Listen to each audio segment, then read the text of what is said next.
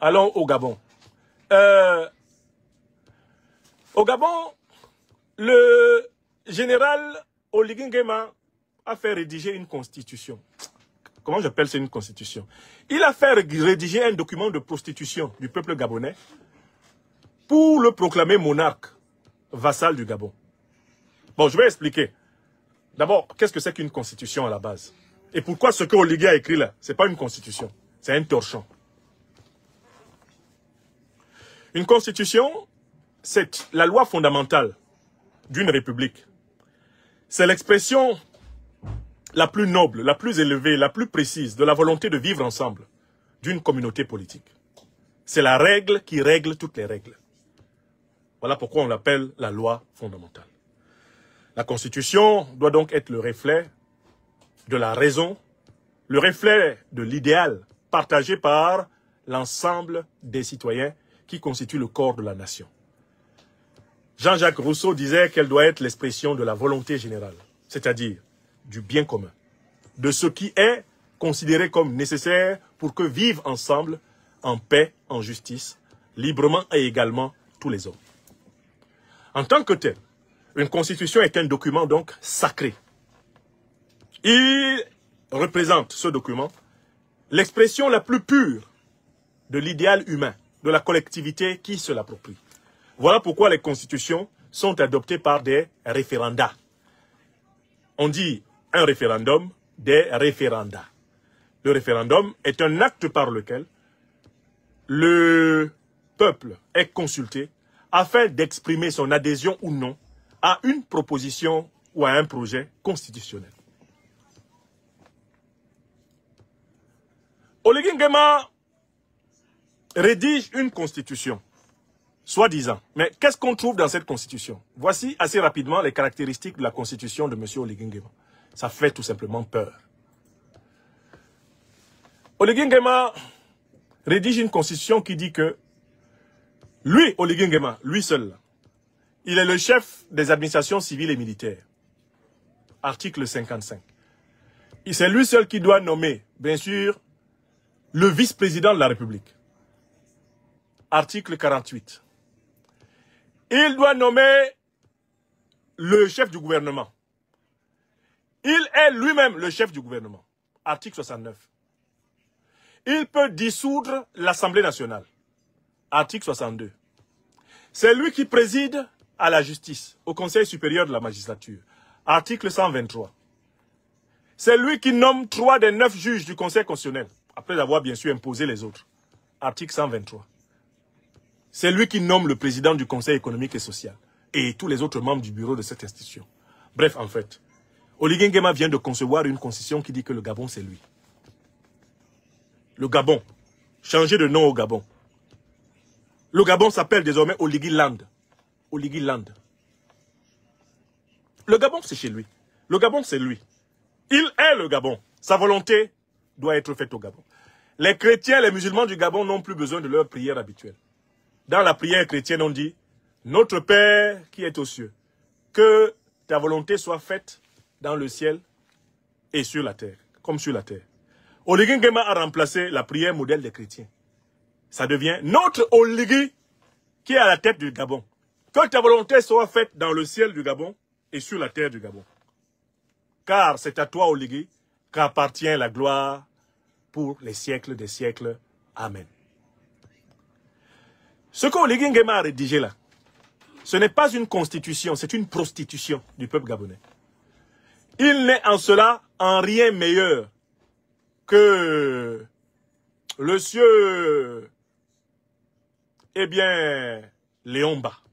Léon Mba, lui, était venu transmettre la présidence de la République du Gabon ici, à Paris, sous l'œil attentif de Foccart. Quand on a découvert qu'il souffrait d'un cancer du sang en phase terminale, Léon Mba reçut l'ordre de Gaulle et Foccart de transmettre le pouvoir à leur valet préféré qu'ils avaient trouvé. Il s'appelait à l'époque Albert Bongo. Et il y a toujours cette caméra où Léon Mba transmet le pouvoir à celui qui devait s'appeler plus tard Omar Bongo. Je ne sais pas si je peux vous la retrouver ici. C'est très intéressant d'entendre, eh bien, la transmission du pouvoir. Transmission du pouvoir. Léomba. Omar Bongo. Il s'appelait encore à l'époque Albert. Voilà.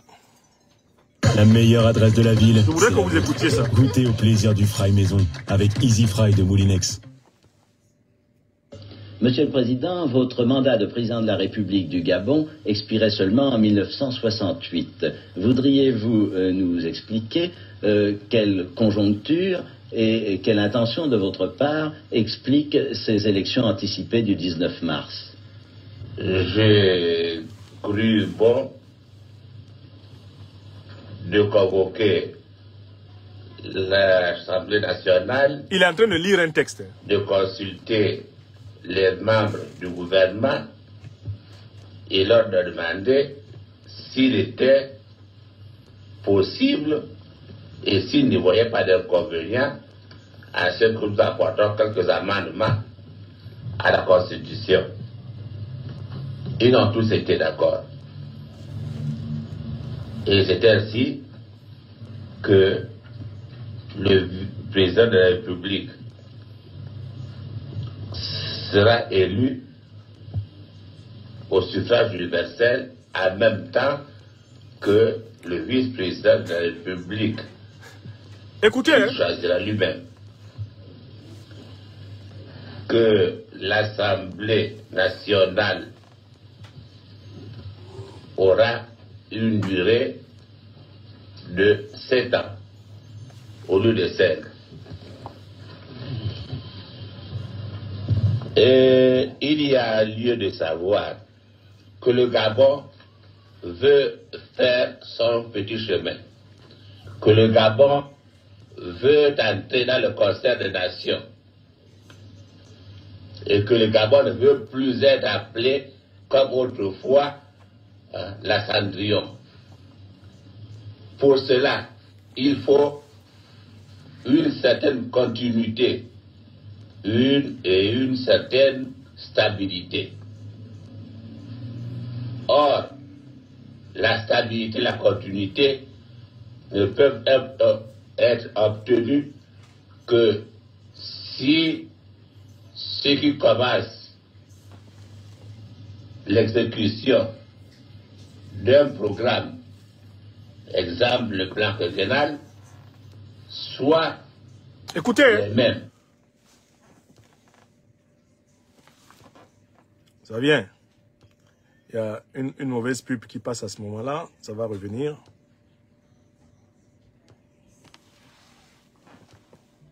Je vous reviens dessus. Hop.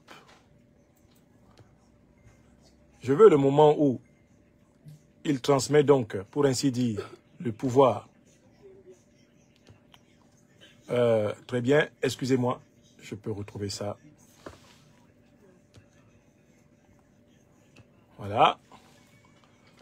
Je peux vous retrouver ça. Je l'avais ici. Léomba Omar Bongo. Passation de pouvoir, Léomba Omar Bongo. Passation de pouvoir, Léomba Omar Bongo.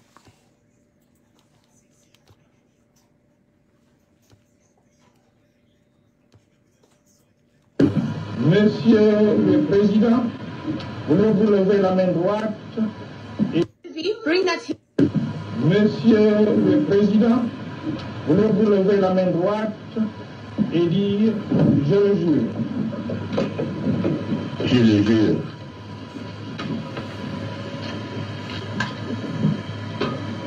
Monsieur le Vice-président, voulez-vous lever la main droite et dire « Je le... » Bon, je vous la retrouverai parce que j'ai vraiment la vidéo dans laquelle... J'avais gardé la vidéo dans laquelle il dit transmettre directement donc le pouvoir à Omar Bongo. Je la retrouverai et je vous la mettrai sous la présente vidéo. Parce qu'il faut que vous la voyez. Bref, en fait, ce que je veux dire, c'est quoi? C'est que Oligui nous ramène exactement à la situation de Léomba et de Omar Bongo.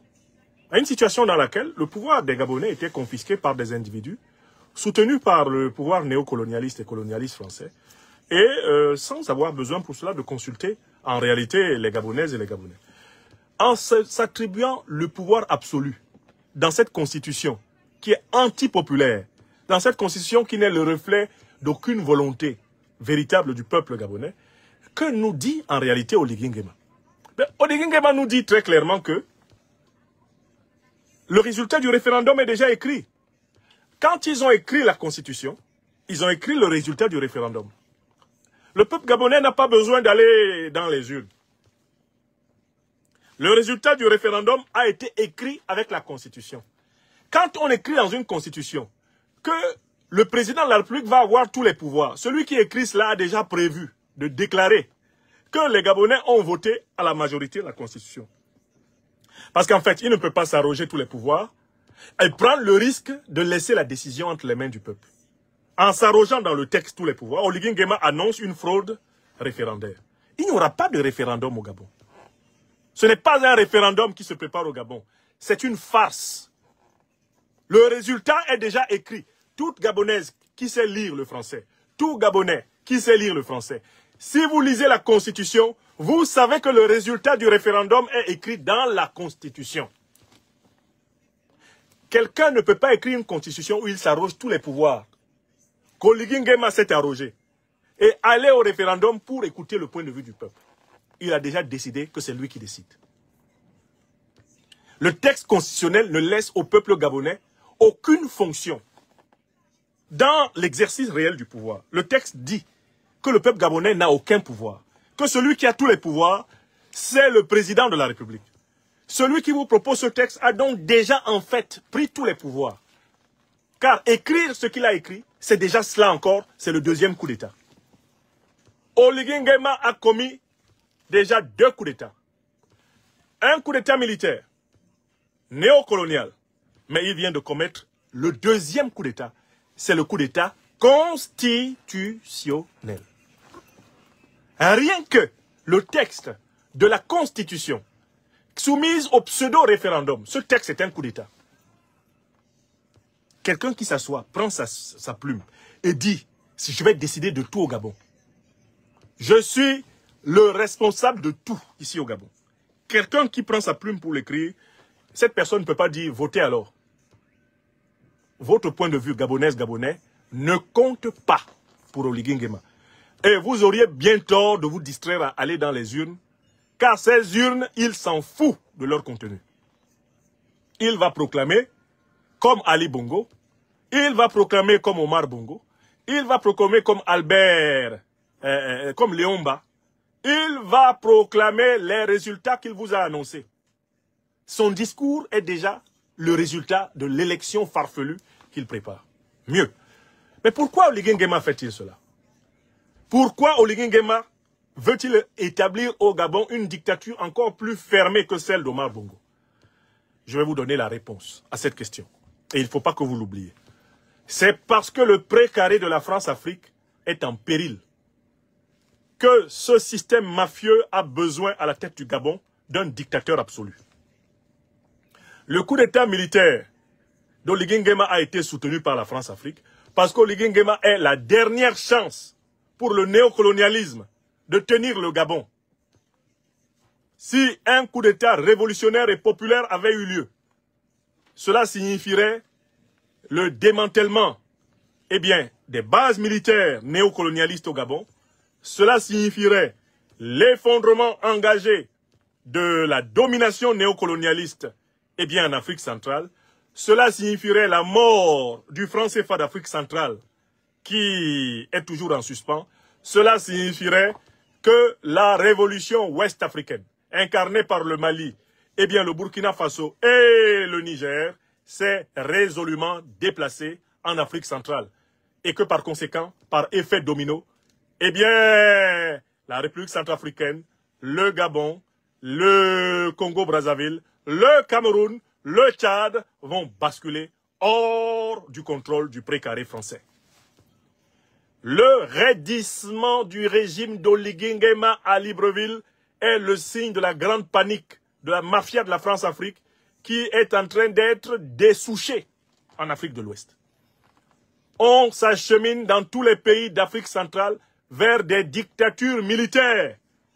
Et je préviens le président Touadéra, qui a rompu avec le mouvement révolutionnaire panafricaniste continental, qu'il y a un coup d'état militaire france-africain qui lui pend au nez et il n'y aura personne pour s'en plaindre quand ça va lui arriver.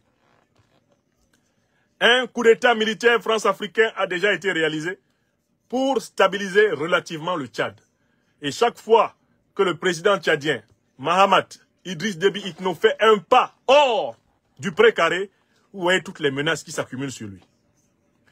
Un coup d'état militaire france-africain se prépare actuellement au Cameroun, car la tutelle de la France-Afrique ne croit pas que Franck Biya puisse préserver les intérêts du néocolonialisme, en raison de son isolement, en raison de son peu d'expérience politique et de la détermination de ses rivaux internes à ne pas le laisser succéder à son père. Il est prévu un coup d'état militaire néocolonial au Cameroun. Et c'est la même chose qui a vocation à se perpétrer au Congo-Brazzaville. Après Denis Sassou Nguesso, on cherchera à maintenir un satrape france-africain. C'est la révolution de palais néocolonialiste france-africaine que l'on veut utiliser pour maintenir l'Afrique centrale dans le précaré de la France-Afrique. Est-ce que c'est clair? Seuls ceux qui dorment dans la classe de l'université libre de l'Afrique des libertés ne comprennent pas ce que je dis. Le raidissement monarchique d'Oligui Nguema lui a été dicté par ses patrons. Parce que dessouchés du Mali, dessouchés du Niger, dessouchés du Burkina Faso, ils ont désormais une peur bleue de perdre le Gabon. De perdre définitivement et irréversiblement le Congo-Brazzaville et le Cameroun. Et ils ont peur d'ailleurs que cela arrive encore plus vite en République centrafricaine. Car la politique menée par le président Touadéra est devenue floue. Et ils savent que coupé de son peuple, il est facile à cueillir. En le caressant dans le sens du poil comme ils font ces derniers temps, ils attendent le meilleur moment pour le frapper. Et il n'aura plus que ses larmes pour pleurer. Quand cela arrivera. Je dis ces choses aujourd'hui pour que vous compreniez ce qui va se passer demain et après-demain. L'Afrique centrale sera un théâtre de coups d'État néocolonialistes. Si les mobilisations des peuples ne réussissent pas à court-circuiter le schéma du rééquilibrage néocolonial. Je résume donc la situation au Gabon. La nouvelle constitution n'est ni nouvelle, ni une constitution, c'est un torchon. Écrivez ça, au Gabon. Oligui Nguema fait pire que Léomba, il fait pire qu'Omar Bongo, il fait pire qu'Ali Bongo. Mais il ne le fait que parce qu'il est poussé dans le dos, pistonné, comme dirait le président Laurent Gbagbo, par ses maîtres de la mafia france-africaine. Eux, ils ont peur de perdre définitivement leur précaré en Afrique centrale. Pourtant, ils le perdront. C'est écrit. Ils le perdront. Car les jeunes populations du continent africain et des diasporas sont déterminées à réaliser le programme de l'Afrique des libertés. Retrait de toutes les troupes néocolonialistes du continent africain, abolition, suppression de la monnaie néocoloniale du franc CFA, fin de l'ingérence des puissances étrangères dans le choix des dirigeants africains et enracinement des institutions africaines dans la tradition africaine. Voilà ce qui est prévu. Il n'y a aucun doute. D'accord? Écoutez-moi bien. Veuillez tout simplement vous abonner et activer la cloche de notification pour ne rien rater. Retrouvez KDV Africa sur YouTube, Facebook, TikTok.